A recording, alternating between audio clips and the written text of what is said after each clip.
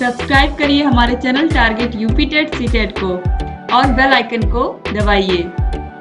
Hello friends, मैं रेनू स्वागत करती हूँ आप सभी भावी अध्यापक एवं अध्यापिकाओं का आपके अपने channel target UP TET CTET में।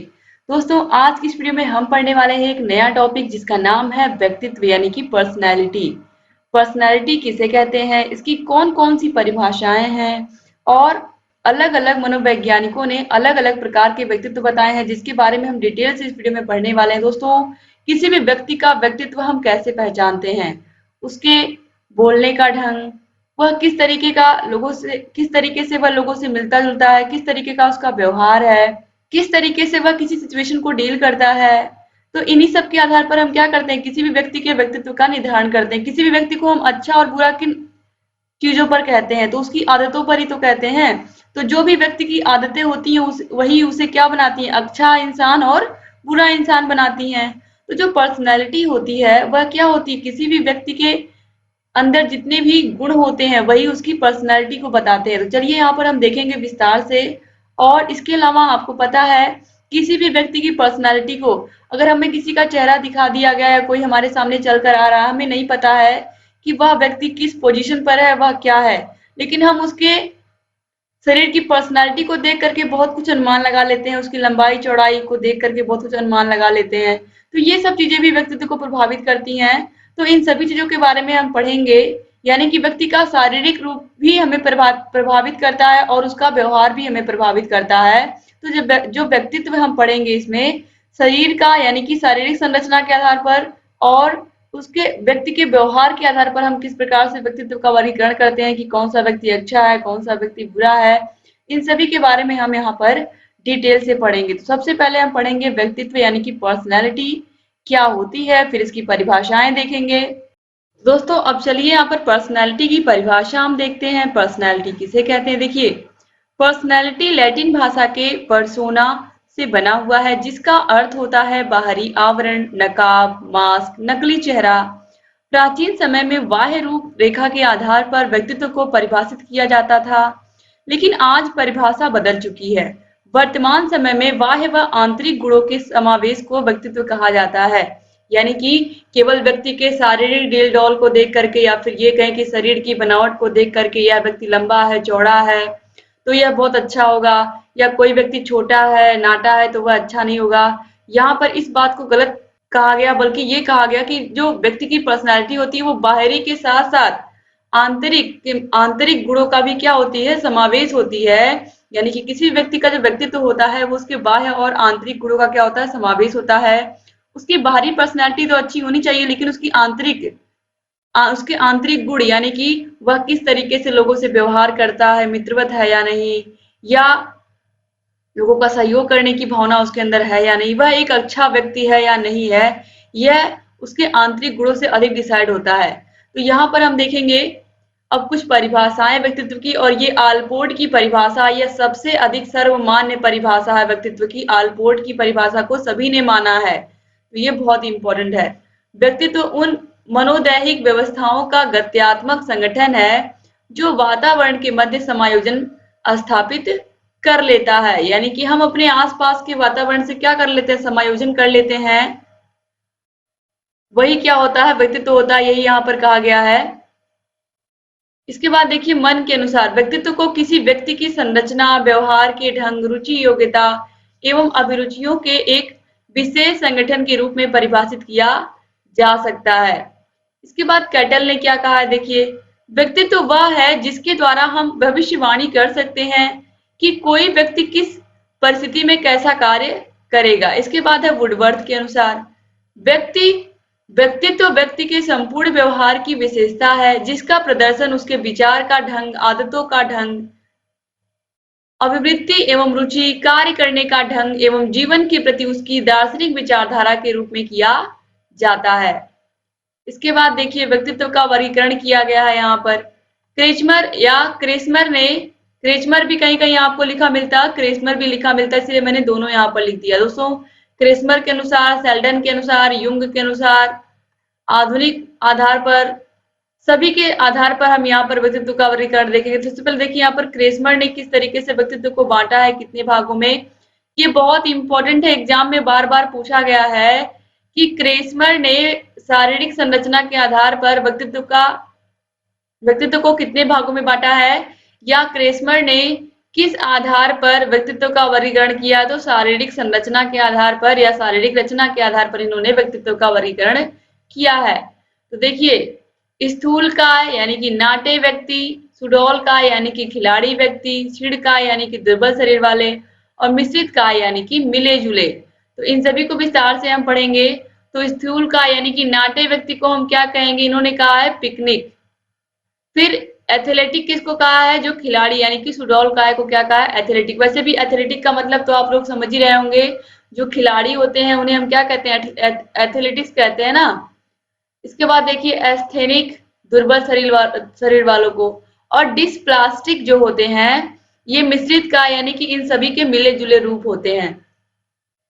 तो एक एक को हम यहाँ पर पढ़ेंगे। सबसे पहले पिकनिक टाइप यानी कि स्थूल काय, गोल मटोल नाटे व्यक्ति को पढ़ेंगे। यहाँ पर देखिए, इस प्रकार के व्यक्ति कद में छोटे किंतु मोटे, चिकनी शारीरिक त्वचा युक्त, मनोविनोदी, आराम पसंद, स्वादिष्ट भोजन के शौकीन होते हैं तथा बहिर्मुखी प्रकृति के होते हैं। तो ये जो स्थूल काय होते हैं या पिकनिक टाइप के व्यक्ति होते हैं क्रिस्मर के अनुसार, ये छोटे होते हैं कद में, और इनकी जो त्वचा होती है वो चिकनी होती है, यह आराम पसंद होते हैं, और इन्हें स्वादिष्ट भोजन बहुत पसंद होता है।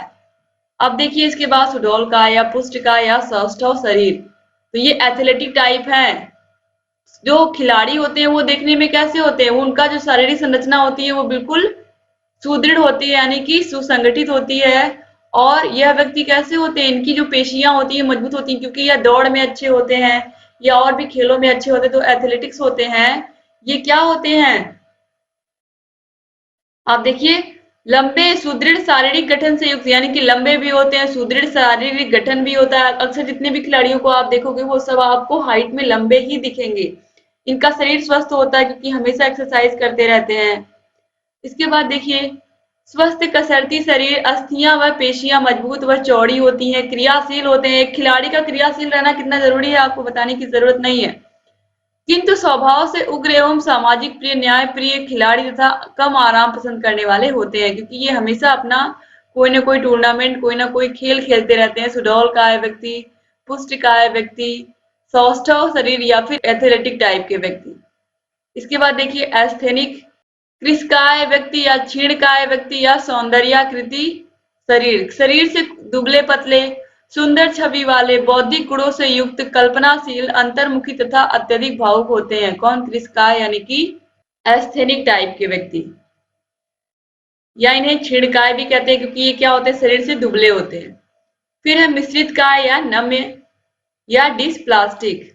जो मिश्रित काय होते हैं, डिसप्लास्टिक होते हैं, ये इस प्रकार के व्यक्तित्व का व्यक्ति शारीरिक गठन तथा व्यवहार में उपयुक्त तीनों प्रकार के वर्गों के व्यक्तियों से मिलते जुलते हैं, तो ये डिसप्लास्टिक हो गए। अब आप इनको याद कैसे रखेंगे, ये तो मैंने बता दिया। तो आप ऐसे याद रखेंगे, आप ध्यान से देखिएगा, जब भी क्रेस्मर के अनुसार पूछेगा व्यक्तित्व के प्रकार, तो क्रेस्मर के अनुसार 4 प्रकार का व्यक्तित्व होता है। शारीरिक संरचना के आधार पर इन्होंने व्यक्तित्व को बांटा है, यानी कि शरीर की रचना के आधार पर कोई व्यक्ति लंबा है, कोई छोटा है, कोई मोटा है, उसके आधार पर इन्होंने व्यक्तियों को बांटा है। तो देखिए यहाँ पर भी ध्यान से देखिएगा, IC IC IC IC, picnic IC, यहाँ पर देखिए सब में क्या आ रहा है, पिकनिक में, एथलेटिक में, एस्थेनिक में और डिसप्लास्टिक में, सब में आईसी आपको दिख रहा होगा। तो जहां पर भी आईसी आएगा या इक आएगा, निक, पिकनिक, एथलेटिक इक आ रहा है, एस्थेनिक इक आ रहा है, डिसप्लास्टिक इक आ रहा है, लास्ट में अगर इक आएगा तो आप समझ जाइएगा कि वह क्रेस्मर के अनुसार व्यक्तित्व को बांटा गया है या क्रेस्मर के अनुसार पूछा जा रहा है। अब देखिए इसके बाद है शारीरिक संरचना के आधार पर सेल्डन ने व्यक्तित्व के कितने प्रकार बताए हैं। तो सेल्डन के अनुसार अब यहाँ पर हम देखने जा रहे हैं। देखिए सेल्डन के अनुसार क्या है, गोलाकार यानी कि एंडोमार्फिक। तो इस प्रकार के व्यक्ति मोटे नाटे दिखते हैं। इस प्रकार के व्यक्ति आराम पसंद, खुश मिजाज, सामाजिक तथा खाने पीने की चीजों में अधिक रुचि अभिरुचि रखते हैं।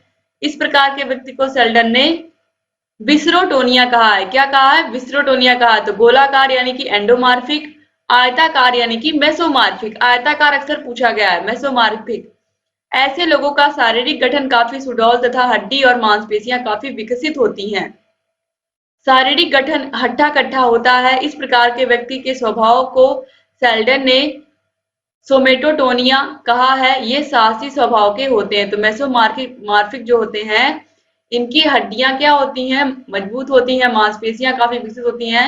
यानी कि आप कह सकते हो, जो आप लोगों ने क्रेस्मर में पढ़ा था, सुडौल का यानी कि एथलेटिक व्यक्ति। तो यह एथलेटिक जो है, यहाँ पर जो सेल्डन ने बांटा है उसके मेसोमार्फिक से मिलते जुलते हैं। फिर देखिए लंबाकार यानी कि एक्टोमार्फिक। ऐसे व्यक्ति का कद लंबा, शरीर दुबला पतला, शारीरिक गठन गहरा, अकेले रहना पसंद करते हैं। इसके अलावा इस प्रकार के व्यक्ति के स्वभाव को सेल्डन ने एसेरी ब्रोटोनिया कहा है। ये हैरान, परेशान, दुखी, संकोची, शर्मीले एवं अंतर्मुखी होते हैं। तो जो एक्टोमार्फिक होते हैं, ये किस प्रकार के व्यक्ति होते हैं, इनका कद लंबा होता है लेकिन शरीर दुबला पतला होता है। अब देखिए इसीलिए इन्होंने सेल्डन ने क्या कहा, इनको सेरी ब्रोटोनिया कहा है। और ये हमेशा हैरान रहते हैं, परेशान रहते हैं, जीवन में दुखी रहते हैं, संकोची स्वभाव के होते हैं, जल्दी किसी से अपनी बात को कह नहीं पाते हैं। अब स्वभाव के आधार पर सेल्डन ने व्यक्तित्व के 3 प्रकार बताए हैं। देखिए विर्सोटोनिया, सोमेटोटोनिक या सेरिब्रोटोनिक। अब यहाँ पर हम कैसे याद रखेंगे, अगर हमें पूछ लिया सेल्डन के अनुसार व्यक्तित्व के प्रकार, तो 3 हैं। संरचना, इन्होंने शारीरिक संरचना के आधार पर भी बताया है और स्वभाव के अनुसार भी बताया है, याद रखिएगा सेल्डन ने। देखिए सेल्डन ने यहाँ पर एंडोमार्फिक, मेसोमार्फिक और एक्टोमार्फिक बताया। तो देखिए आपने देखा था क्रेस्मर के अनुसार क्या आ रहा था, इक आ रहा था। तो यहाँ पर मार्फिक, यहाँ पर मार्फिक फिक आएगा सब में। देखिए मेसोमार्फिक और यहाँ पर एक्टोमार्फिक, सब में क्या आ रहा है, मार्फिक आ रहा है। तो याद रखिएगा जब भी मार्फिक आएगा तो वो क्या हो जाएगा, किसके अनुसार, सेल्डन के अनुसार।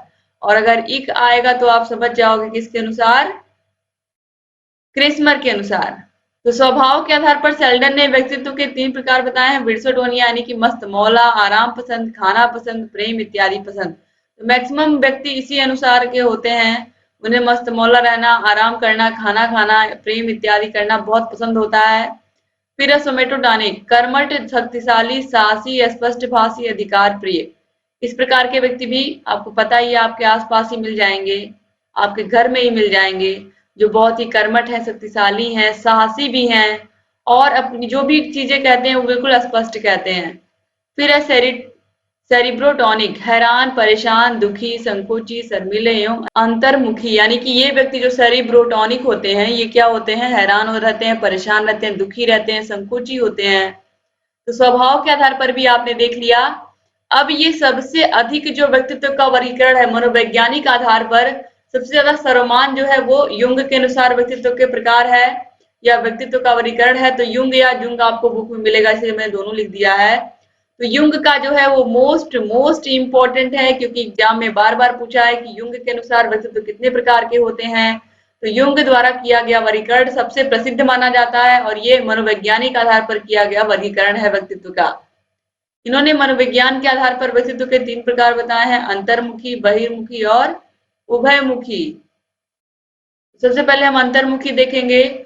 ऐसे व्यक्ति एकांत प्रिय होते हैं, ये चिंतनशील होते हैं तथा अपनी ही ओर केंद्रित रहते हैं। जैसे लेखक व्यक्ति एकांत प्रिय होते हैं। तो बहुत ही आसान है। अंतर्मुखी व्यक्ति ऐसे होते हैं जो अगर उन्हें 10 लोगों के बीच में कुछ बोलने को कह दिया जाए तो वह बोल नहीं पाते हैं, वह शर्मा जाते हैं।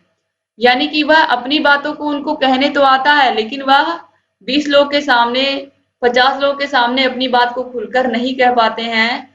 तो यह शर्मीले स्वभाव के होते हैं। अंतर्मुखी यानी कि इंट्रोवर्ट टाइप के होते हैं, जो क्या होते हैं, अपनी ही ओर केंद्रित रहते हैं, अपने में ही खोए रहते हैं। जैसे कि लेखक हुए, ये सब क्या होते हैं, अंतर्मुखी व्यक्तित्व के होते हैं। इसके बाद बहिर्मुखी देखिए। बहिर्मुखी ऐसे व्यक्ति की रुचि बाह्य जगत में होती है, जैसे कि शिक्षक है, नेता है। इसके अलावा व्यापारी, शासक, प्रबंधक, खिलाड़ी, समाज सुधारक, ये सब क्या है, बहिर्मुखी होते हैं, क्योंकि यह अपनी बातों को दूसरों के सामने रखते हैं। जैसे कि एक टीचर है तो क्लास में 30 स्टूडेंट हैं, तो सभी को क्या करता है, संबोधित करता है, सभी की समस्याओं को भी सुनता है। तो इस प्रकार से शिक्षक क्या होता है, बहिर्मुखी व्यक्तित्व का होता है। नेता का तो पता ही है आपको काम क्या है, तो यह भी क्या होते हैं, सामाजिक होते हैं। फिर है उभयमुखी, जो उभयमुखी यानी कि एम्बीवर्ट होते हैं। यहाँ पर आपने इंट्रोवर्ट एक्सट्रोवर्ट देख लिया, अब एम्बीवर्ट। ऐसे व्यक्ति जिनमें अंतर्मुखी और बहिर्मुखी दोनों के गुण पाए जाते हैं, ये उभयमुखी व्यक्ति के होते हैं। और मैक्सिमम इसी प्रकार के व्यक्ति होते हैं, उनको लगता है जहां पर बोलने की जरूरत है वहां पर हम बोलेंगे और जहां पर चुप रहने की जरूरत है वहां पर हम चुप भी रहेंगे। तो ऐसे व्यक्ति क्या होते हैं, उभयमुखी होते हैं, क्योंकि इनमें अंतर्मुखी और बहिर्मुखी दोनों के गुण पाए जाते हैं। तो अगर एग्जाम में पूछेगा कि युंग के अनुसार व्यक्तित्व कितने प्रकार के होते हैं, तो आप बता ले जाएंगे युंग के अनुसार व्यक्तित्व 3 प्रकार के होते हैं। व्यक्तित्व 3 प्रकार का कौन कौन सा, अंतर्मुखी, बहिर्मुखी और उभयमुखी। अब देखिए स्प्रेंगर के अनुसार व्यक्तित्व का वर्गीकरण। समाजशास्त्री स्प्रेंगर ने व्यक्तित्व के 6 प्रकार बताए हैं। कितने बताए हैं, 6 प्रकार बताए हैं। तो समाजशास्त्री थे यह कौन, स्प्रेंगर। इन्होंने समाजशास्त्र के आधार पर व्यक्तियों को 6 भागों में बांटा। तो याद रखिएगा ये। और युंग ने मनोविज्ञान के आधार पर बांटा है, और मनोविज्ञान ही आप पढ़ रहे हो, तो मनोविज्ञान ही आप पढ़ रहे हो, इसीलिए युंग ने जो व्यक्तित्व का वर्गीकरण किया है, अंतर्मुखी, बहिर्मुखी और उभयमुखी, इसको आपको नहीं भूलना है, ये हमेशा याद रखना है।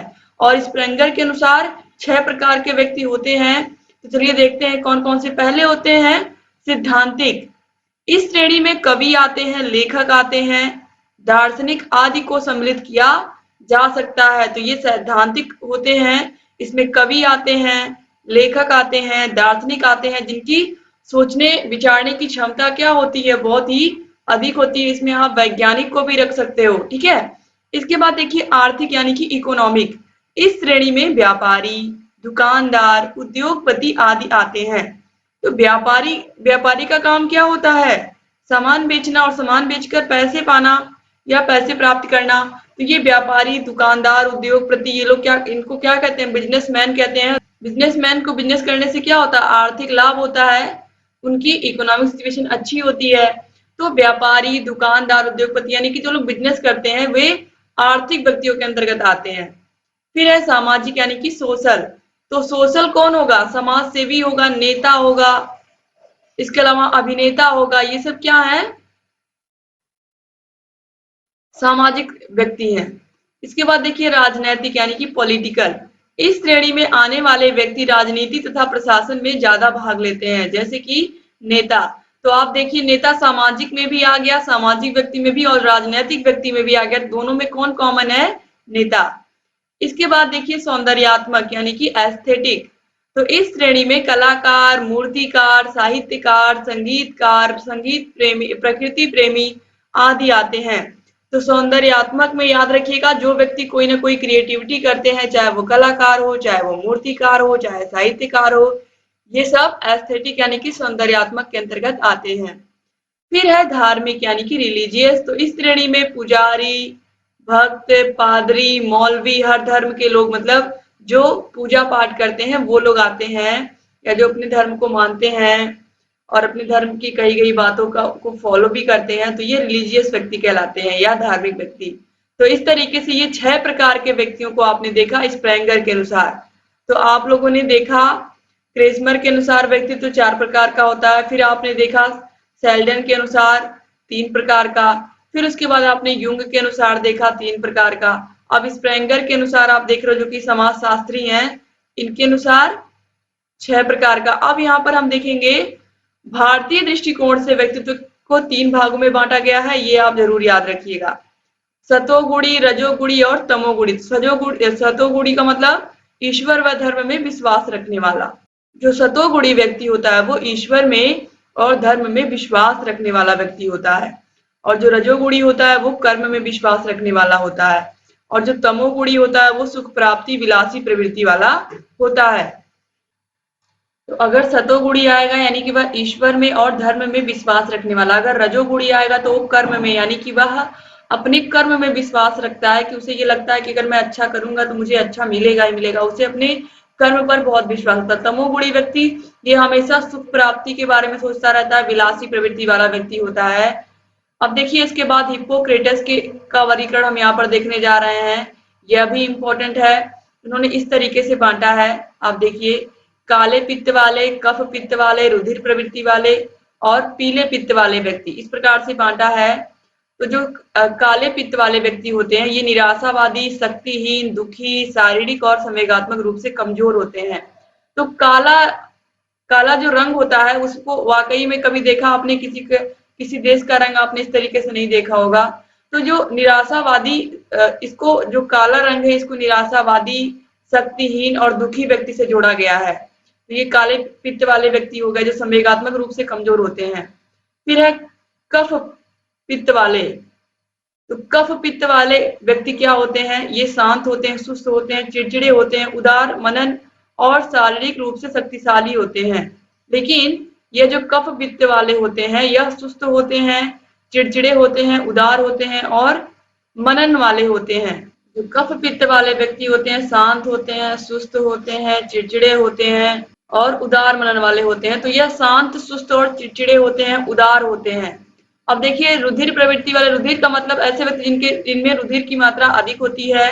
तो सबसे ज्यादा पॉजिटिव यही होते हैं। इस पर देखिए आप दोनों पर पॉजिटिव ही बना है। तो ये शारीरिक व संवेगात्मक रूप से स्थिर व संतुलित होते हैं और आशावादी, उत्साही और प्रसन्नचित होते हैं रुधिर वाले व्यक्ति या रुधिर प्रवृत्ति वाले व्यक्ति, हिप्पोक्रेटस के अनुसार। फिर है पीले पित्त वाले। तो पीले पित्त वाले अस्थिर, क्रोधी होते हैं, आक्रामक होते हैं। इनका जो व्यवहार होता है बहुत ही झगड़ालू टाइप के होते हैं, आप कह सकते हैं। तो ये पीले पित्त वाले व्यक्ति होते हैं। तो सबसे अच्छे रुधिर प्रवृत्ति वाले व्यक्ति होते हैं जो शारीरिक और संवेगात्मक रूप से स्थिर होते हैं, संतुलित होते हैं और हमेशा आशावादी और उत्साही और प्रसन्नचित व्यक्ति के होते हैं और हमेशा सक्रिय रहते हैं, अपने काम को भी करते रहते हैं ये लोग। अब इसके बाद दोस्तों हम लोग देखेंगे आधुनिक दृष्टि से व्यक्तित्व का वर्गीकरण कितने भागों में बांटा गया। आधुनिक दृष्टि से व्यक्तित्व का वर्गीकरण कितने भागों में किया गया है। तो देखिए भावुक व्यक्ति यानी कि जो बात बात पर दुखी हो जाते हैं, मतलब इनका मन तो बहुत साफ होता है लेकिन या कोई भी प्रॉब्लम होती है तो ये बहुत जल्दी दुखी हो जाते हैं या किसी सामने वाले को दुखी देखकर दुखी हो जाते हैं। फिर है कर्मशील व्यक्ति, अपने कर्म में विश्वास रखने वाले जो अपना काम अच्छे से करते हैं। तीसरा है विचारशील यानी कि हर कार्य को विचार करके करने वाले व्यक्ति। तो जो विचारशील व्यक्ति होते हैं इनको भी अच्छा ही माना गया, बेस्ट माना गया कि कोई भी काम सोच विचार के ही करते हैं। तो भावुक, कर्मशील और विचारशील यह आधुनिक दृष्टिकोण से व्यक्तित्व का वर्गीकरण किया गया है। अब देखिए व्यक्तित्व को कौन कौन से कारक प्रभावित करते हैं। तो वंशानुक्रम यानी कि जो उसके माता पिता के जीन्स है बच्चे के, कहीं ना कहीं वह उसके अंदर आते ही आते हैं, कुछ ना कुछ गुण आता ही आता है। तो यह क्या करता है, बच्चे को प्रभावित करता है। इसके बाद देखिए परिवार व विद्यालयी वातावरण यानी कि परिवार और विद्यालय का वातावरण बच्चे का कैसा है यह भी क्या करता है, प्रभावित करता है। वातावरण, उसके आसपास का माहौल, यहाँ परिवार, विद्यालय, आस पड़ोस के लोग, इसके अलावा उसकी मित्र मंडली, उसके खेल का मैदान जहाँ भी बच्चा खेलता है। तो ये सभी चीजें क्या हैं, ये सभी कुछ ना कुछ बच्चों को सिखाती हैं। यही क्या है, बच्चे का वातावरण है। और वंशानुक्रम और वातावरण ये पूरा अलग से चैप्टर है जिसको मैं आपको पढ़ाऊंगी। फिर देखिए विशिष्ट रुचि का प्रभाव। विशिष्ट रुचि का प्रभाव यह भी बच्चे के व्यक्तित्व पर पड़ता है। जैसे कि अगर बच्चा गाने में अच्छा है तो उसका व्यक्तित्व क्या हो जाएगा, उसी प्रकार का हो जाएगा और लोग उसको उसकी कला से जानने लगेंगे, उसके व्यक्तित्व की पहचान बन जाएगी उसकी कला, उसका गायन। फिर है शारीरिक संरचना का प्रभाव। यह तो आपको पता है, जैसा मैंने पहले शुरू में ही कहा वीडियो के, कि किसी भी व्यक्ति को हम फर्स्ट टाइम जब देखते हैं उसकी लंबाई, चौड़ाई, ऊंचाई या उसको केवल उसको हम देख रहे हैं, उसकी बातचीत करने का ढंग भी हम नहीं देख रहे हैं, केवल देख करके ही उसकी पर्सनैलिटी के बारे में हम बहुत कुछ अंदाजा लगा लेते हैं। तो ये क्या हो गया, व्यक्तित्व को प्रभावित करने वाला कारक उस व्यक्ति की शारीरिक संरचना भी हो गई। फिर है सांस्कृतिक वातावरण। सांस्कृतिक वातावरण, अगर कोई बच्चा जिस संस्कृति में पला बढ़ा है वह संस्कृति उसके व्यक्तित्व में साफ साफ झलकती है। जिस भी वातावरण में वह ढलता है, जैसे कि आप देख ही रहे हो पाश्चात्य सभ्यता या फिर अलग अलग देशों में लोगों का पहनावा अलग अलग है, लोगों की भाषा अलग अलग है, लोगों की संस्कृतियां अलग हैं, लोगों के त्योहार अलग अलग हैं। तो जो सांस्कृतिक वातावरण है यह भी व्यक्तित्व को प्रभावित करता है। इसके बाद सातवां यहाँ पर देखिए मानसिक योग्यता का प्रभाव। मानसिक योग्यता का प्रभाव बिल्कुल पड़ता है, क्योंकि हर एक व्यक्ति के सोचने समझने की, विचार करने की, तर्क करने की क्षमता एक जैसी नहीं होती है। तो यह भी क्या करता है, यह जो मानसिक योग्यता है किसी भी व्यक्ति की, यह भी उसके व्यक्तित्व को प्रभावित करती है। यानी कि वह व्यक्ति कितने अच्छे निर्णय ले पाता है अपने जीवन में और कितना आगे बढ़ सकता है, क्योंकि जो हम फैसले लेते हैं, जो हम निर्णय करते हैं, उसी से तो हमारा भविष्य निर्धारित होता है। तो कहीं ना कहीं मानसिक योग्यता, जो हमारी बुद्धि है, वह भी हमारे व्यक्तित्व को प्रभावित करती है और सबसे अधिक अगर देखा जाए तो बुद्धि ही प्रभावित करती है, क्योंकि इसी के थ्रू हम क्या करते हैं, अपने जीवन को बनाते हैं। तो इस तरीके से व्यक्तित्व, व्यक्तित्व के प्रकार, व्यक्तित्व की परिभाषाएं, व्यक्तित्व को प्रभावित करने वाले कारक सभी आप लोगों ने देखे इस वीडियो में। अब दोस्तों अगली वीडियो में हम व्यक्तित्व को मापने की कौन कौन सी विधियां हैं इनको पढ़ेंगे। और ये जो व्यक्तित्व चैप्टर आप पढ़ रहे हो ये बहुत इंपॉर्टेंट है। आप लोग अपने प्रिय 5 मित्रों को जरूर वीडियो को शेयर करिएगा। आपके लिए ही मैं वीडियोस बनाती हूँ दोस्तों, मैं बार बार कहती हूँ, आप लोगों के लिए ही लिख करके अपने हाथों से मैं नोट्स बनाती हूँ, समय निकाल करके सिर्फ आप लोगों के लिए मेहनत है, क्योंकि ये जो विषय है ये आप लोगों ने कभी नहीं पढ़ा है इस विषय को, इसीलिए मैंने इतने अच्छे से पढ़ाया है। और मैं जितने भी और चैप्टर बचे हुए हैं, गिनती के चैप्टर बचे हुए मैक्सिमम मैं पढ़ा चुकी हूँ। तो जो वीडियोस बचे हुए हैं वो भी मैं बहुत अच्छे से आप लोगों को पढ़ाऊंगी, नोट्स में बना रही हूँ, ताकि आप लोगों की जो तैयारी है वो बेहतर हो पाए। तो आप लोग अगर वीडियो को शेयर नहीं करोगे तो फिर कैसे काम चलेगा। वीडियो आप लोग प्लीज शेयर कर दिया करो अपने प्रिय मित्रों को, अपने कॉलेज फ्रेंड्स को। दोस्तों लगातार मैं कहती हूँ, अगर आप शेयर करोगे तभी मेरे बनाने का कोई मतलब निकलेगा इन वीडियोस को। तो आप लोगों को बस शेयर बटन दबा करके अपने कॉलेज फ्रेंड्स को शेयर कर देना है, किसी भी प्लेटफॉर्म पर जहां पर भी आप उनसे जुड़े हो। दोस्तों यहाँ आई बटन पर क्लिक करके आपको सारी की सारी वीडियोस मिल जाएंगी। आप सभी वीडियोस को देखिए, पिछली वीडियोस जो मैंने बनाई है। डिस्क्रिप्शन बॉक्स, कमेंट बॉक्स में भी सारी वीडियोस की लिंक मिल जाएगी। और जहाँ कहीं कोई भी समस्या आ रही है आप हमसे बता सकते हैं। और लगातार आपके लिए वीडियोस हम लेकर के आते रहेंगे और आपकी तैयारी को बेहतर से बेहतर बनाते रहेंगे, क्योंकि लगातार वीडियोस लाने का उद्देश्य यही है कि आपका जो सब्जेक्ट है वो सही समय पर कंप्लीट हो जाए और आप लोगों का रिवीजन बहुत अच्छे से हो पाए। इसके लिए मैं बहुत अच्छे से प्रयास कर रही हूँ। एग्जाम से पहले आपकी ढेर सारी रिवीजन क्लासेस भी मैं चला दूंगी, ताकि जो तैयारी है वो बेहतर हो पाए और आप लोग ऐसे ही चैनल से जुड़े रहे। दोस्तों अगर चैनल को सब्सक्राइब नहीं किया है तो प्लीज सब्सक्राइब कर दीजिए और बगल में घंटी का निशान होगा उसको भी प्रेस कर दीजिएगा, ताकि जो भी नई वीडियोस हम बनाते हैं उसका नोटिफिकेशन आपके पास समय से पहुंच जाए और आप हमारे सारे वीडियोस को ऐसे ही देखते रहें। और वीडियो को लाइक करना और अच्छे से प्यारे प्यारे कमेंट्स करना मत भूलिएगा। उम्मीद करती हूँ आप चैनल से बने रहेंगे, सारे वीडियोस को देखते रहेंगे और लगातार अपना प्यार ऐसे ही हमें देते रहेंगे, अपना विश्वास हमारे ऊपर बनाए रखेंगे। और उम्मीद करती हूँ दोस्तों कि आप लोग ऐसे चैनल से बने रहेंगे और सारे वीडियोस को देखते रहेंगे। एक बार फिर से आप सभी का बहुत बहुत धन्यवाद वीडियो को पूरा देखने के लिए। अब व्यक्तित्व का मापन की विधियां, यानी कि जो पर्सनैलिटी है इसको हम माप सकते हैं, उसके मापन की कौन कौन सी विधियां हैं ये भी एग्जाम में बार बार पूछता है। टेट परीक्षण, रोडसा हरमन स्याही, रोडसा स्याही धब्बा परीक्षण, ये सब पूछता है। इसके अलावा बाल अंतर्बोध परीक्षण यानी कि कैट परीक्षण, टेट परीक्षण सभी एग्जाम में आते हैं। तो इन सभी को आप लोगों को अच्छे से पढ़ाई करनी है और इन सभी को तैयार करना है। तो इन सभी को मैं अगली वीडियो में पढ़ाऊंगी। उम्मीद करती हूँ कि आप चैनल से बने रहेंगे और सारे वीडियोस को देखेंगे और जहां कहीं कोई भी समस्या आएगी मुझसे बताएंगे। दोस्तों बने रहिए चैनल से, मिलते हैं नेक्स्ट वीडियो में, तब तक अपना ख्याल रखिएगा और हमसे ऐसे ही बने रहिएगा। जय हिंद।